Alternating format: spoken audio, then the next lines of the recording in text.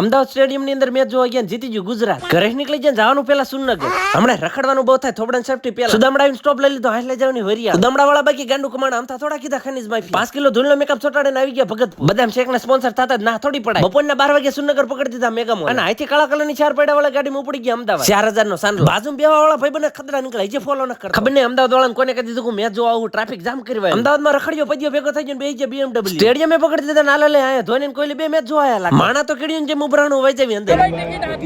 હા ભાઈ એમ હાથમાં જ છે અંદર એન્ટ્રી લીધી તા પાછા દેખાણ રોહિત શર્મા નો પંખો ભોગ્યા તા સામા ટોસ બોલાઈ ગયો ને હૈદરાબાદ આવી ગઈ ફિલ્ડિંગ કરવા ગુજરાત નું દિલ ગિલ છોટો હાદુ ખાઈને લે ચોકા લે છક્કા હૈદરાબાદીને ધોકાવાનું શરૂ કર્યું તા ટાઈમ આઉટ આવી ગયો 2.5 મિનિટ 34 જ પીડા પણ ગોદડા ઢળવા ભારે કરી ગિલ આઉટ થઈ ગયો નહીં મજા આવે લે હો વાળું પાણી પીતો હાથભાઈ રંગે હાથ પકડાઈ ગયા જોઈ લો મેચ જોવા જાય કે પછી